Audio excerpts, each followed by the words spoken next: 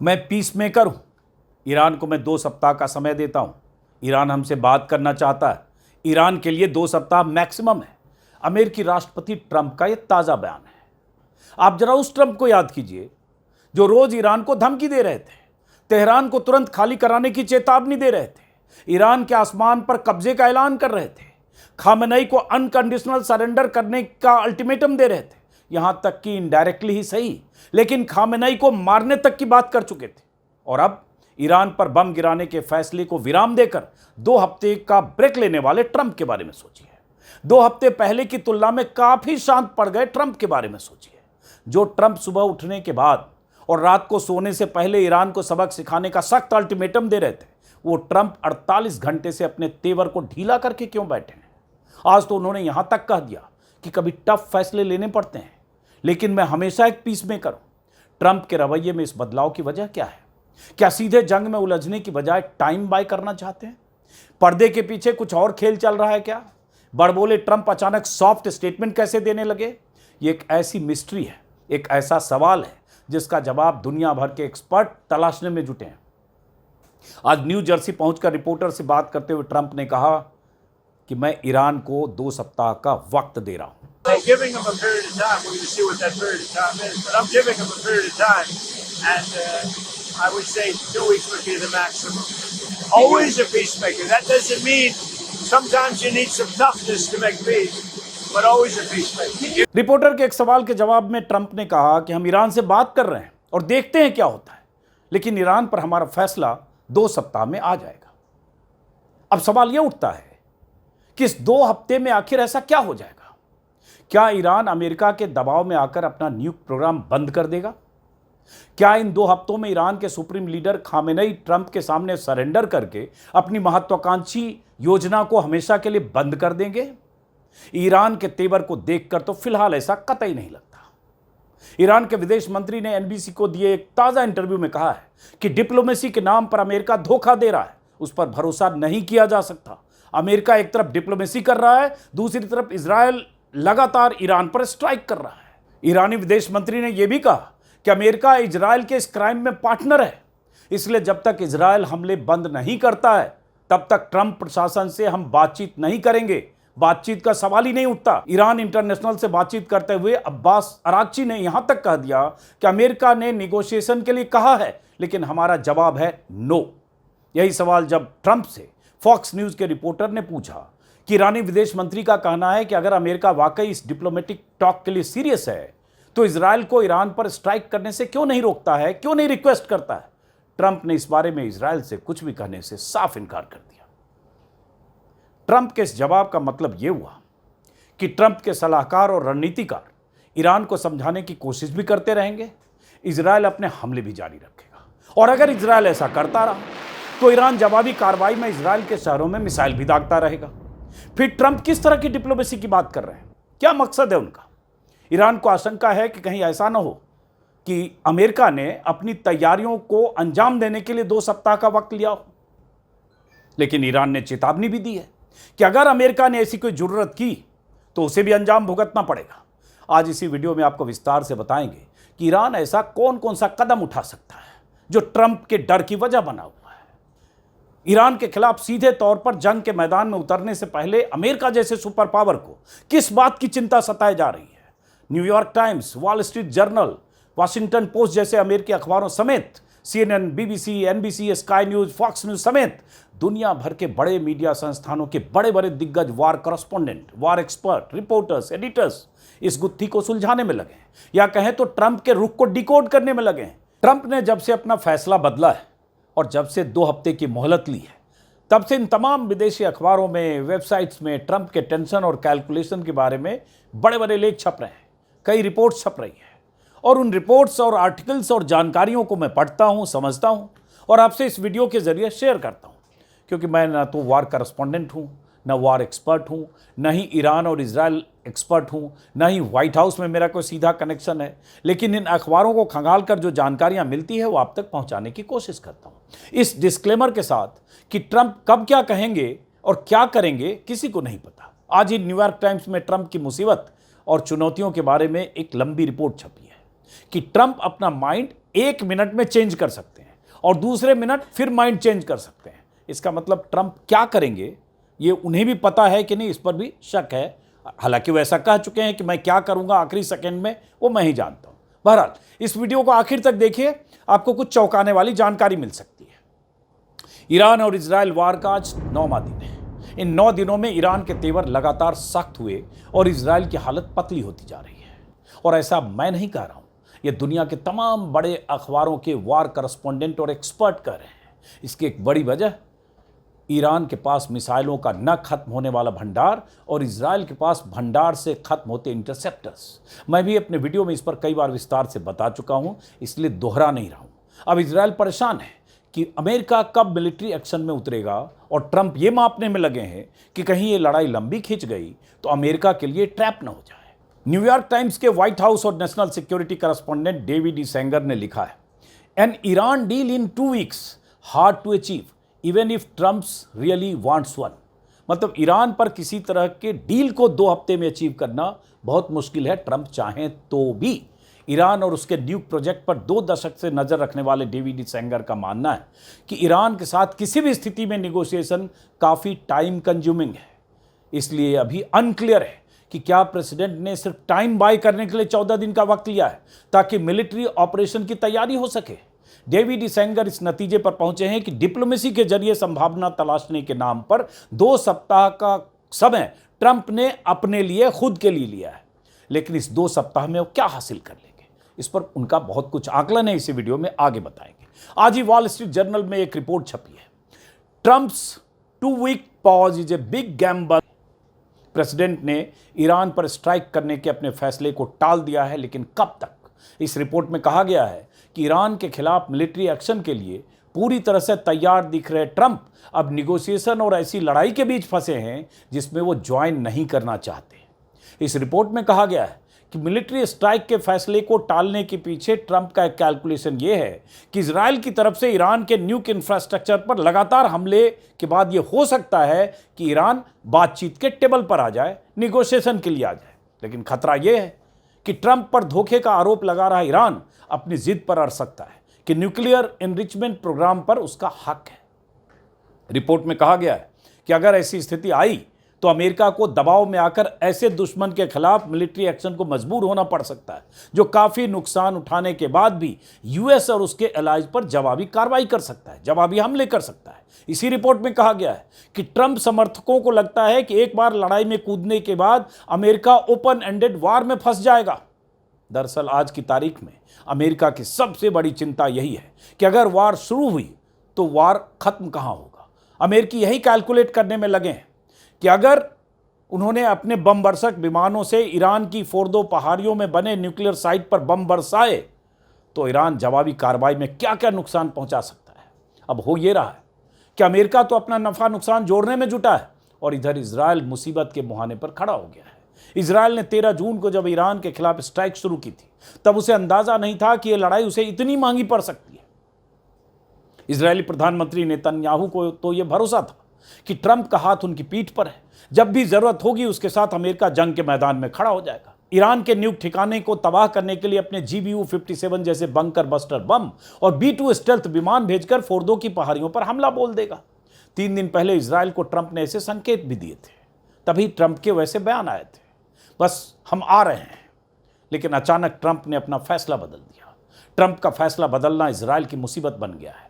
Israel के fighter jet Iran में बम बरसाकर जब तक वापस लौटते हैं तब तक ईरान की मिसाइलें इजराइल के शहरों पर तबाही के निशान छोड़ जाती हैं। इजराइल के इंटरसेप्टर सब चूकने लगे हैं क्योंकि मिसाइलों की बौछार को पूरी तरह से रोकना उसके लिए मुश्किल हो रहा है। दिन भर इजराइल के किसी न किसी इलाके में बचने और भागने की चेतावनी देने वाले सायरन बजते रहते हैं। तेल अवीव में रेलवे स्टेशन, सड़कें और बस स्टैंड सब खाली नजर आने लगे हैं। हर तरफ सन्नाटा और मिसाइलों का खौफ दिखने लगा है। लोगों को लगने लगा है कि पता नहीं किस पर कब आकर मिसाइल गिर जाए। अपनी सैन्य ताकत पर इतराने वाले इजराइल को पहली बार इस तरह की चुनौती का सामना करना पड़ रहा है। न्यूयॉर्क टाइम्स में ही जेरूसलम के ब्यूरो चीफ पैट्रिक किंग्सले ने दोनों देशों की स्थिति बयान करते हुए बहुत सारी जानकारियां साझा की है। Trump and the great wait for Israelis and Iranis. Patrick ने लिखा है कि इजराइल में स्थिति यह है कि ईरानी मिसाइलों से बचने के लिए सिविलियंस को दिन में कई कई बार बॉम्ब शेल्टर में भागकर छिपना पड़ता है। ईरान की तरफ से सिविलियन इलाके में हो रहे मिसाइल हमले में 2 दर्जन इजरायली मारे जा चुके हैं। हालांकि नुकसान इजराइल के हमले में ईरान को बहुत ज़्यादा हुआ है, क्योंकि वहाँ बम शेल्टर्स नहीं हैं, वहाँ बचने की जगह उतनी नहीं है, इसलिए वहाँ मरने वालों की तादाद 200 से ज़्यादा है, जिनमें ज़्यादा सिविलियन है। इजराइल की तरफ से शहरों को खाली करने के आदेश के बाद करीब 1 करोड़ की आबादी वाले तेहरान से भारी तादाद में लोग शहर छोड़ने को मजबूर हुए हैं। इसकी वजह से मैसिव ट्रैफिक जाम और कई तरह की परेशानियां हो रही हैं। इसी रिपोर्ट में कहा गया है कि अगर यूएस इस लड़ाई में सीधे तौर पर शामिल हुआ तो स्थिति बहुत खराब हो सकती है। यूएस ईरान की फर्दो न्यूक्लियर साइट पर सीधा अटैक करता है तो ईरान भी यूएस के खिलाफ रिटेलिएट करेगा। ईरान जवाबी कार्रवाई में मिडिल ईस्ट में यूएस बेस, एम्बेसी समेत यूएस से जुड़े हर ठिकाने पर हमला कर सकता है। अमेरिकी हमले का नतीजा यह भी हो सकता है कि ईरान तेल के shipping root straight of Hormuz को डिसरप्ट कर सकता है। अगर ऐसा हुआ तो ट्रंप ईरान के खिलाफ और बड़ी कार्रवाई के लिए मजबूर हो सकते हैं और तब अमेरिका बहुत बड़ी लड़ाई में फंस सकता है। ये इस रिपोर्ट में कहा गया है और बहुत कुछ है, लेकिन पहले समझिए कि स्ट्रेट ऑफ हॉर्मुज क्या है। स्ट्रेट ऑफ हॉर्मुज दुनिया का सबसे अहम एनर्जी कॉरिडोर है, समुद्री रास्ता जो फारस की खाड़ी यानी पर्शियन गल्फ और गल्फ ऑफ ओमान और अरेबियन सी यानी अरब की खाड़ी से जोड़ता है। यानी एक तरफ ईरान को, दूसरी तरफ ओमान और यूएई को बांटता है। एक नैरो वाटरवे यानी समुद्री मार्ग है। इस समुद्री मार्ग में एक जगह आकर इसकी चौड़ाई सिर्फ 33 किलोमीटर रह जाती है और इस समुद्री रास्ते से गुजरने के लिए 3-3 किलोमीटर की चौड़ाई वाले सिर्फ 2 शिपिंग लेन हैं। लेकिन खास बात यह है कि दुनिया को तेल सप्लाई करने वाले सऊदी अरब, कुवैत, ईरान, इराक और यूएई जैसे देश इसी रूट से तेल और गैस की सप्लाई करते हैं। दुनिया को होने वाली तेल सप्लाई का लगभग 20% हिस्सा इसी रूट से जाता है और इसी से समझ लीजिए स्ट्रेट ऑफ हॉर्मुज कितना अहम है। यूएस एनर्जी इंफॉर्मेशन एडमिनिस्ट्रेशन यानी EIA के मुताबिक इस समुद्री रास्ते से हर रोज तकरीबन 20 से 21 मिलियन बैरल तेल की सप्लाई दुनिया के देशों में होती है। कतर समेत बाकी देशों से होने वाली लिक्विफाइड नेचुरल गैस यानी LNG की सप्लाई भी इसी रूट से होती है। अगर इस रूट को ईरान ने किसी तरह से बाधित कर दिया, डिस्टर्ब कर दिया, डिसरप्ट कर दिया तो वेस्ट एशिया ही नहीं पूरी दुनिया के लिए तेल का बड़ा संकट हो जाएगा। यूएस एनर्जी इंफॉर्मेशन एडमिनिस्ट्रेशन के मुताबिक हॉर्मुज से होकर गुजरने वाले कच्चे तेल और अन्य ईंधन के लिए कुल शिपमेंट का 82% एशियाई देशों को जाता है, जिसका 70% हिस्सा चीन, भारत, दक्षिण कोरिया और जापान जैसे देशों को जाता है। तो यह समझ लीजिए कि अगर ईरान ने यहां कुछ खुराफात की तो भारत की भी मुश्किल बढ़ सकती है, क्योंकि भारत अपने कच्चे तेल का 40% हिस्सा और लिक्विफाइड नेचुरल गैस यानी LNG का 54% हिस्सा इसी रूट से इंपोर्ट करता है। ईरान ने यह धमकी दे दी है कि अगर इजराइल का साथ देने के लिए अमेरिका इस युद्ध में उतरा तो हम स्ट्रेट ऑफ हॉर्मुज को बंद भी कर सकते हैं। यह कह चुका ईरान। हालांकि इस ट्रांजिट पैसेज की सुरक्षा के लिए यूएस कोस्ट गार्ड समेत कंबाइंड टास्क फोर्स की मौजूदगी है, लेकिन ईरान मुसीबत खड़ी कर सकता है। तो अमेरिका की एक बड़ी चिंता इस तेल रूट को भी है।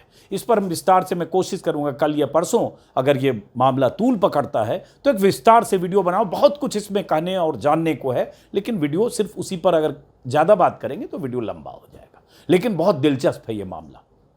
अब वापस लौटते हैं न्यूयॉर्क टाइम्स की उसी खबर पर जिसकी शुरुआत मैंने की थी। इस खबर में कहा गया है कि इजराइल को बीते सप्ताह ही पक्के तौर पर भरोसा था कि अमेरिका इस लड़ाई में शामिल हो जाएगा, जैसा कि प्रेसिडेंट ट्रंप ने इशारा भी किया था। ट्रंप ने अब खुद 2 सप्ताह तक इस फैसले को टाल दिया है। इससे इजरायली लीडर्स कई तरह की आशंकाओं में डूबे हैं। इसका एक नतीजा यह भी हो सकता है कि इजराइल अपनी लिमिटेड कैपेसिटी के साथ ईरान के फोर्दो को टारगेट करने की कोशिश कर सकता है। इजराइल को अभी भी उम्मीद है कि ट्रंप ओरिजिनल प्लान की तरफ वापस लौटेंगे और ईरान पर स्ट्राइक करेंगे, लेकिन इसको लेकर इजरायली लीडरशिप अब संशय में है। मतलब 2 तरह की स्थितियां हैं। एक, ट्रंप की कहीं अमेरिका ट्रैप में न फंस जाए, ये लड़ाई बहुत लंबी न खिंच जाए, और दूसरा इजराइल जो अमेरिका के भरोसे था, ट्रंप के भरोसे था, अमेरिकी बमबरसक विमान और अमेरिकी मिलिट्री के भरोसे था। क्योंकि ये सबको पता है, दुनिया को पता है, बहुत कुछ देख और सुन रहे होंगे आप कि जहां ईरान की जो न्यूक्लियर साइट है फोर्दो में, जो पहाड़ी से लगभग 300 फीट नीचे, लगभग 90 मीटर नीचे, वहां तक पेनिट्रेट करके उसको नुकसान पहुंचाने की, तबाह करने की क्षमता अमेरिकी बम वर्षक विमानों के अलावा, जिसका जिक्र किया, किसी के पास नहीं, किसी देश के पास नहीं। तो इसलिए इजराइल इंतजार करता रहा। लेकिन एक दूसरी चीज इस बीच हो गई कि इजराइल को यह भी अंदाजा नहीं था कि ईरान इतना रिटेलिएट करेगा कि इजराइल के शहरों में, जिसे माना जाता था कि आयरन डोम से सुरक्षित है, जिसे माना जाता था कि दुनिया का best air defence system Israel को सुरक्षित रखता है, उस डिफेंस सिस्टम को भेद कर, छेद कर लगातार ईरानी मिसाइलें इजराइल के शहरों में गिर रही। लगभग 1 दर्जन शहरों में इजराइल के शहरों में ईरानी मिसाइलें गिरी। यह अलग बात है, नुकसान ईरान में ज़्यादा हो रहा है। अगर एयर स्पेस की बात करें, एयरफोर्स की बात करें, तो इजराइल कई गुना ज़्यादा ताकतवर है। और यही वजह है कि लगातार इजराइल ईरान के अलग अलग इलाकों में बॉम्बिंग कर रहा है, ये कहकर कि फला न्यूक्लियर साइट थी या कोई और उनका मिलिट्री एस्टेब्लिशमेंट, उसको नुकसान भी पहुंचा रहा। लेकिन जवाबी कार्रवाई जो हो रही है, जिसकी अपेक्षा इजराइल को नहीं थी, कल भी हुई है।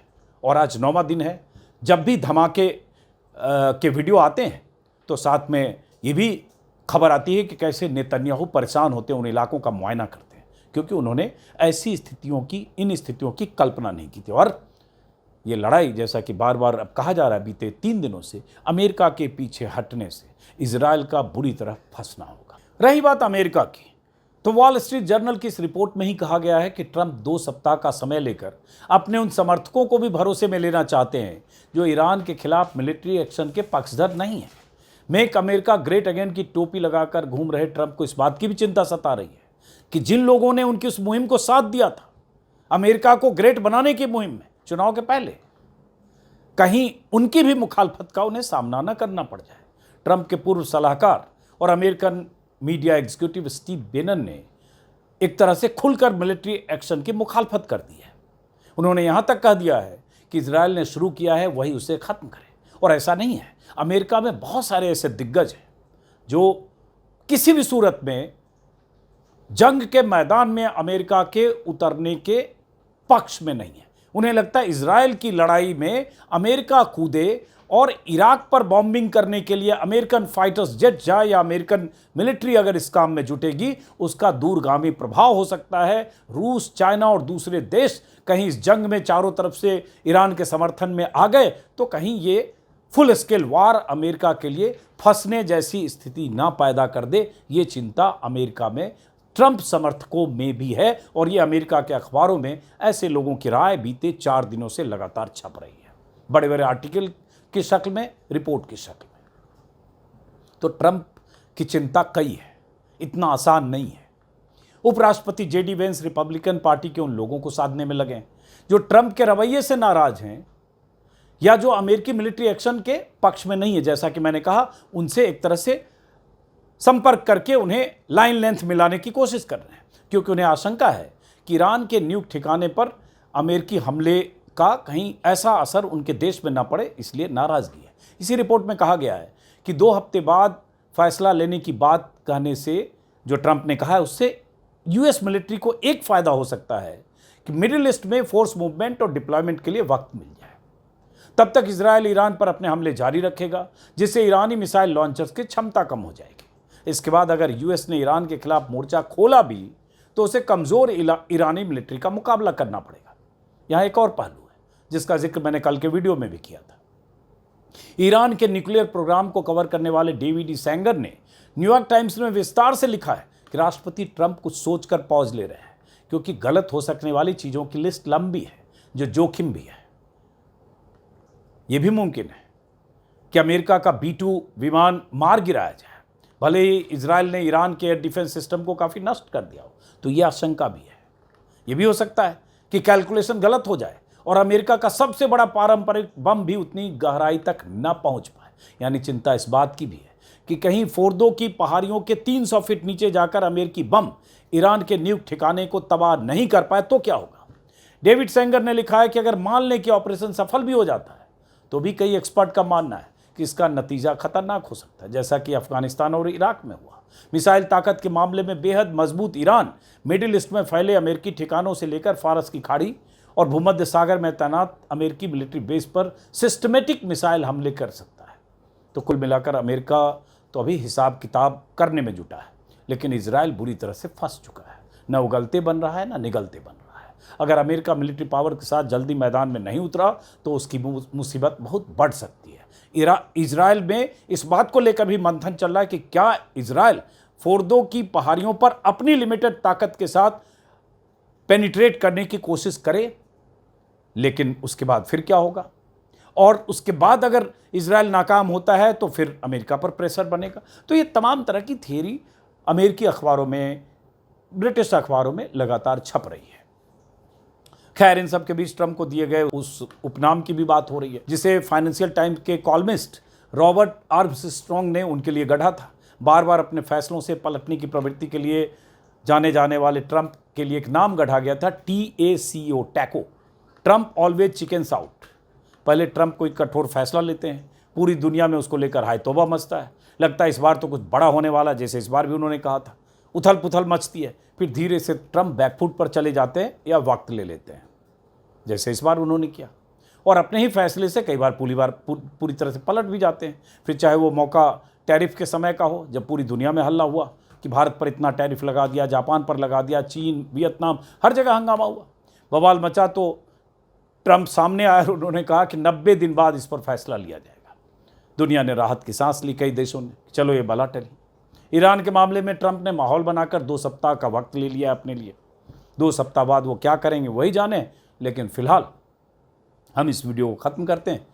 जैसा कि मैंने शुरू में कहा कि दुनिया भर के अखबारों में जो जानकार हैं, वार एक्सपर्ट हैं, जिनके पास सूचनाएं हैं, जो व्हाइट हाउस कवर करते हैं, जो ट्रंप की पार्टी कवर करते हैं, जो इजराइल ईरान में रहकर वहाँ की ज़मीनी स्थिति को जानते हैं, जेरूसलम टाइम्स से लेकर तेहरान टाइम्स से लेकर बहुत सारे अखबार, वो सारे अखबार इन दिनों खंगालता हूँ, कम से कम 8 से 10 घंटे जो सूचनाएं इकट्ठा करता हूँ अपने वीडियो में इस तरह से आपके लिए पेश करता हूँ, क्योंकि ये ऐसा विषय नहीं है कि हम लोग उसके एक्सपर्ट हैं, किसी की इस बारे में कोई ऐसी पुख्ता जानकारी नहीं है, तो माध्यम यही सब है। फिलहाल इस वीडियो में इतना ही। नमस्कार।